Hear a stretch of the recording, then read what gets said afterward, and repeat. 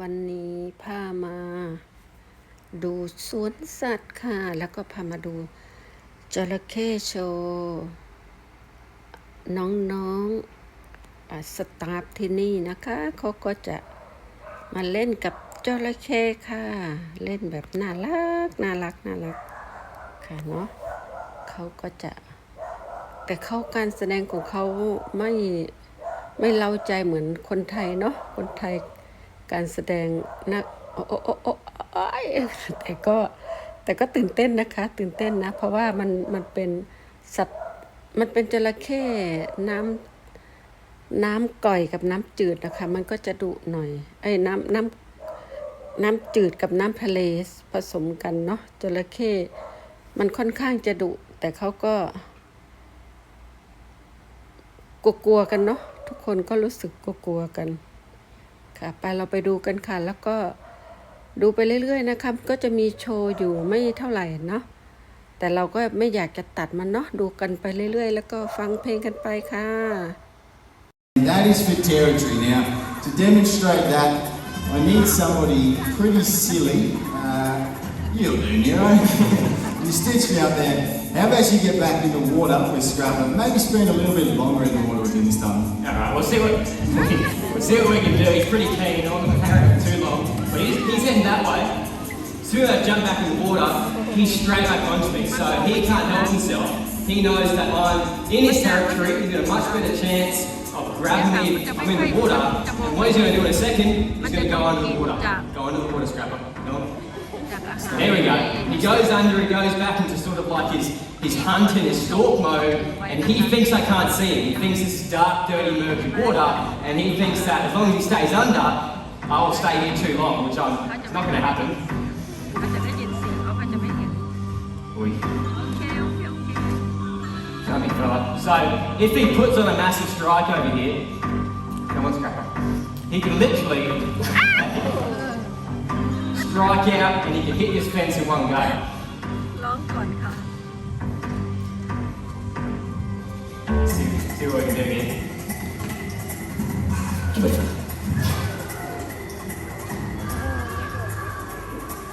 That'll be good. Look at the two. Not my head. Come on.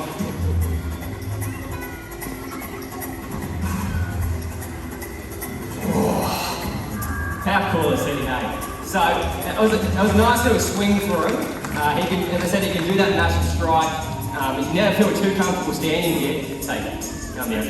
Because you know he can do that strike. But in his jaws, he literally has this immense amount of jaw pressure. He has more jaw pressure than any other animal on the planet. So if he was to say, strike out, do a swing and grab me mid-body, I would explode out both ends like a tube of toothpaste. So he's amazing at doing those strikes. He's an amazing predator. He can't see until it's too late.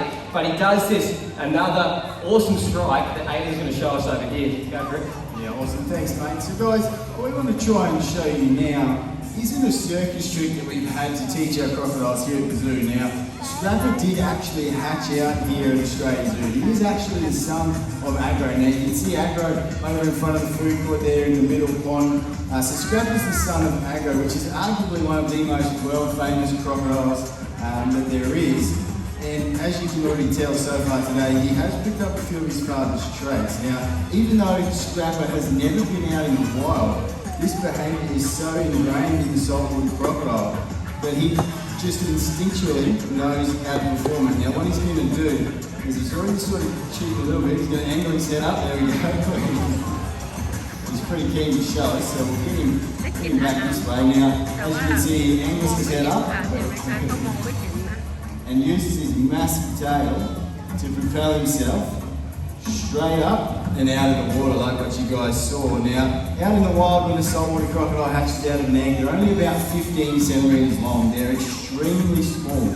And at that stage of their life, they are vulnerable to absolutely anything. So they'll hide on the edge of the river and they'll tail little tiny things like frogs and insects. But at Scrapper's size and actually even bigger, absolutely anything is fair game.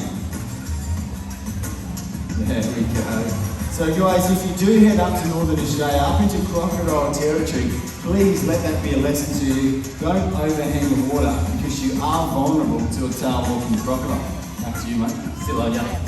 So what Scrapper relies on, what crocodiles in general rely on, is the animal to make the mistake. So think of a feral pig or a kangaroo coming up to the water's edge. He wants the animal to stay within a strike range. So stay next to the water's edge, they're down here, they're having a drink, they're not worried, it's dark, dirty, murky water, they might have came here a couple of times and the crocodile didn't strike out, so they think they're safe.